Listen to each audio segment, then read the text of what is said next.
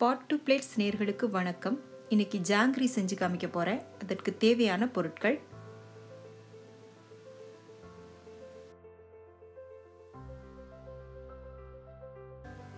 ஒரு கப் உளுந்து, அது மூழ்கிற அளவுக்கு தண்ணி சேர்த்து ஒரு 4 மணி நேரம் நல்லா ஊற வச்சு எடுத்துக்கோங்க.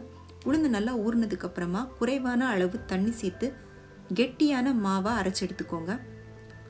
அரைச்ச மாவோட 1 table spoon cornflour, 1 table spoon அரிசி மாவு, கொஞ்சமாக ரெட் ஃபுட் கலரை தண்ணியில் கரைச்சி இதோட சேர்த்து கலந்துக்கோங்க. இப்போ இது எல்லாத்தையும் நல்லா கலந்து விட்டுக்கோங்க. நீங்கள் மாவு அரைக்கும் போது ரொம்ப குறைவான அளவில் தண்ணி சேர்த்து மாவு அரைச்சிக்கோங்க. தண்ணி அதிகமாகிடுச்சின்னா ஜாங்கிரி புளிய வராது. அதனால் ரொம்ப குறைவான அளவில் தண்ணி சேர்த்து கெட்டியான மாவாக அரைச்சி எடுத்துக்கோங்க. இப்போ சர்க்கரை பாகு ரெடி பண்ணலாம்.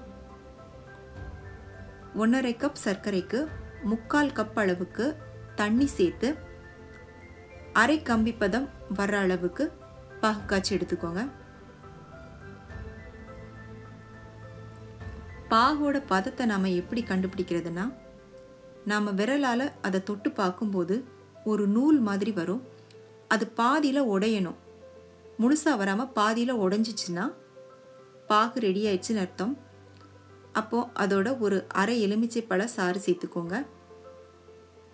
4 இல்லைன்னா 5 ஏலக்காவை பவுடர் பண்ணி போட்டுக்கோங்க.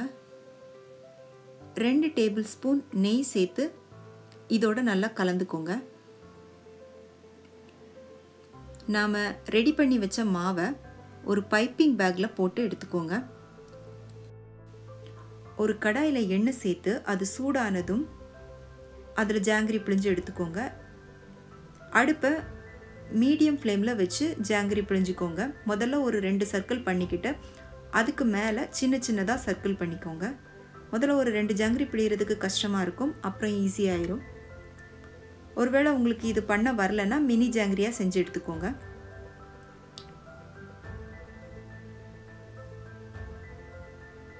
இப்போ இது 2 பக்கமும் நல்லா வறுபட்டதுக்கு அப்புறமா இதை சர்க்கரை பாகில் போட்டுக்கலாம். சர்க்கரை பாகில் ரொம்ப அதிகமான நேரம் நம்ம இதை ஊற விடக்கூடாது. ஒரு 3 நிமிஷம் மட்டும் இது சர்க்கரை பாகில் இருக்க மாதிரி பார்த்துக்கணும். இப்போ இதை சர்க்கரை பாகில் போட்டுக்கலாம். இது ஊறிட்டு இருக்க டைமில் நம்ம மினி ஜாங்கிரி எப்படி பண்ணுறதுன்னு பார்க்கலாம்.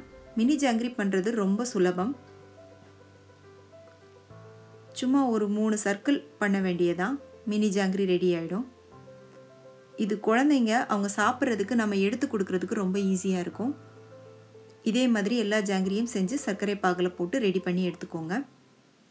சுவையான ஜாங்கிரி தயாராகிடுச்சு. இந்த வருஷம் தீபாவளிக்கு கண்டிப்பாக அவங்க வீட்டில் இதை செய்யுங்க. செய்கிறது ரொம்ப ரொம்ப சுலபம், சுவையும் ரொம்ப அருமையாக இருக்கும். செஞ்சு பார்த்துட்டு எப்படி இருந்துச்சுன்னு உங்களோட கருத்துக்களை எனக்கு சொல்லுங்கள். பிடிச்சிருந்தா உங்கள் ஃப்ரெண்ட்ஸுக்கும் ஷேர் பண்ணுங்கள், லைக் பண்ணுங்கள், சேனலுக்கு சப்ஸ்கிரைப் பண்ணுங்கள். நன்றி, வணக்கம்.